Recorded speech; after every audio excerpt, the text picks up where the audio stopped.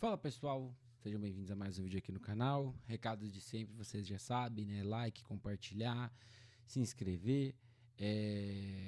Se quiser, as outras redes sociais estão aqui. E para você garantir conteúdos como esse, é muito simples, você vira membro aqui no YouTube ou lá no Apoia-se. Bom, acho que o título do vídeo já fala muito sobre, né? Vamos falar sobre arbitragem, uma coisa que eu particularmente detesto muito, não tenho nada contra árbitro nenhum, mas é um tema que semana passada foi muito recorrente de novo, né? Tivemos ali final do Nordeste com questões de arbitragem, final do Sul com alguns momentos de arbitragem também, jogo da D2 com questões de arbitragem também. Então eu acabei decidindo vir falar um pouco sobre, né? Conversei com muitas pessoas, acabei envolvido indiretamente num erro muito grande de comunicação sobre o que aconteceu no jogo de Fortaleza, Tritões e Recife Mariners. Inclusive, nos stories, no mesmo dia, eu tive uma correção, que tinha sido uma informação passada pelo diretor de arbitragem da BFA, que depois ele mesmo me corrigiu, depois que o conteúdo já estava publicado, então acabou acontecendo esse problema. Eu pedi desculpa para a galera do Tritões pelo erro da informação, porque a gravidade do ato continuava sendo a mesma. Houveram diversos relatos, né, de que foi arremessado, né, o coco, né, e teve pessoal do Tritões que me mandou mensagem falando que não foi arremessado, que estava lá porque estava sendo vendido e acabou sendo chutado e tudo mais, enfim. No resumo da ópera, nessa situação em si, não importa se a arbitragem foi muito boa ou muito ruim, nada vai justificar a agressão. Já cansei de falar, falei sobre isso no vídeo de Steam Spartans, e todas as vezes que tem uma confusão que chega a vias de fato. Isso não resolve nada para ninguém, só piora a situação, piora a imagem do esporte. Então, o lado bom, entre aspas, é que o pessoal do próprio Fortaleza Tritões tem ciência de que, independente do que aconteceu, não poderia ter rolado nada do tipo, mas eu também não posso deixar de negar que eu há muito tempo bato nessa tecla que eu acho que falta uma transparência muito grande de arbitragem no Brasil. É uma visão que eu tenho de que realmente falta uma transparência de uma forma geral.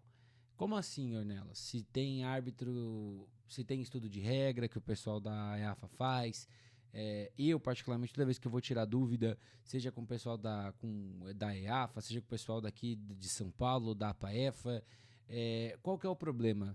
Nem todo mundo é curioso. Nem todo mundo vai parar para ver um vídeo de estudo de 2 horas, nem todo mundo vai parar para perguntar. E eu acho que parte do entendimento, parte da questão de ter mais transparência e mais clareza, também tem que partir da arbitragem, né? Eu acho que falta da arbitragem uma questão talvez até de mais avaliação num aspecto de, como que eu vou dizer, uma avaliação mais aberta, né? Por exemplo, houveram marcações erradas na minha visão do jogo de Fortaleza Tritões e Recife Mariners? Sim. Os árbitros têm consciência que cometeram esses erros? Revendo o vídeo, eles entendem que eles erraram? No jogo de Vikings, futebol americano e Bristol Baggies, para mim teve um erro muito grave, que foi uma interferência de passe ofensiva que não aconteceu.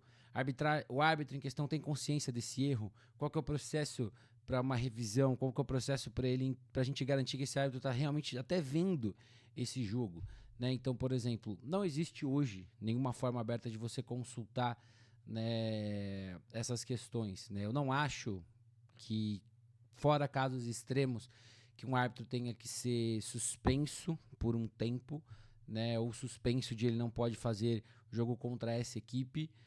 Porém, né, no jogo de Fortaleza Tritões e Recife Mariners, o primeiro, né, eu recebi imagens de um árbitro que tira o boné dele e coloca no técnico do Tritões, porque ele estava querendo apitar o jogo. Isso não pode acontecer de um árbitro, desculpa.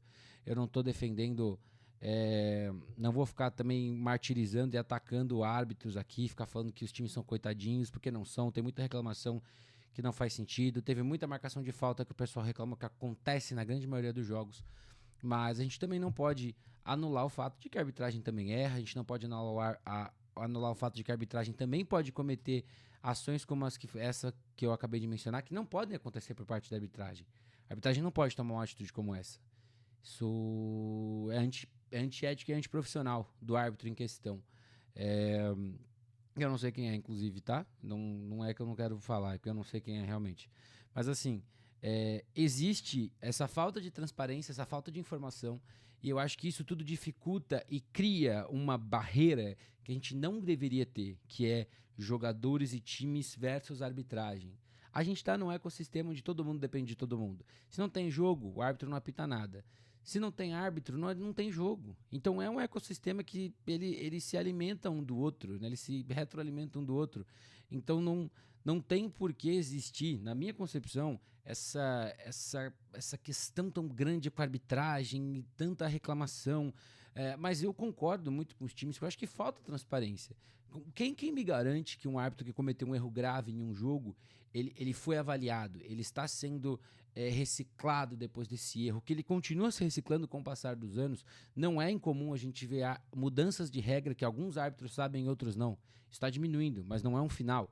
Então eu acho que falta uma transparência grande. Por exemplo, quando você pega a Confederação Brasileira de Futebol Americano, que não tem um diretor de arbitragem, e a informação que eu tenho é que eles chamaram algumas pessoas que acabaram não topando, né, por algumas razões pessoais ou não, e que deve, para o ano que vem, caso, né, a atual presidência se continue, né, com a Cristiane Cajuara, caso dê sequência, o planejamento é efetivamente ter um diretor de arbitragem ano que vem. Eu acho que isso já facilita, entre aspas, para você ter uma melhor comunicação, mas eu acho que falta transparência. Eu acho que a arbitragem também ela tem que ser mais aberta a olhar para o espelho e assumir seus erros. E assim, mais uma vez, eu acho que 90% das reclamações elas são infundadas, mas 10% do que a arbitragem erra, ela também precisa ser responsabilizada. Não acho que o árbitro errou, ele não apita mais. O árbitro errou, ele fica tanto tempo sem apitar. Sabe por que isso não funciona? Porque não tem árbitro no Brasil. Se eu tiro toda semana um árbitro que erra, em um mês eu não tenho mais árbitro no Brasil. Isso é um fato. O árbitro vai errar. Assim como o jogador perde o tackle, assim como o QB erra um passe, assim como um jogador faz uma falta, o árbitro também vai errar. Ele também é humano. E não é porque ele é um dos poucos que está recebendo para fazer o seu papel que ele está imune ao erro. Não vai acontecer isso. Ele não vai deixar de errar porque ele está ganhando por isso. E assim, eu nem discuto valores, tá? Eu não discuto valores de arbitragem. Existe muita gente também que questiona como que um árbitro que ganha X pode errar, como que... Assim, a minha grande questão eu acho que falta uma transparência maior para que a arbitragem assuma quando errou. Não adianta também ficar sempre se defendendo, sempre, é porque naquela... Não, errou, tem que assumir que errou. E mais uma vez, é uma transparência de que esses árbitros realmente estão vendo onde eles estão errando. Eu acho que o grande problema é a gente não ter uma certeza, a gente não ter uma avaliação aberta de que esse árbitro está sendo, não digo julgado não é a palavra certa, mas que ele está sendo avaliado e que ele recebe um feedback. A APAEFA, por exemplo, o que eu tenho de informação da APAEFA é que o árbitro que apita um jogo no domingo, quando o vídeo do jogo é disponibilizado, ele reassiste todo o jogo e ele reavalia todas as suas chamadas, certas ou erradas. Só que, por exemplo, não temos acesso à informação a isso. Mas o time, se quiser, ele pode procurar. Mas eu entendo isso, eu entendo. Só que, mais uma vez, a gente não pode partir do princípio que todo mundo vai atrás da informação.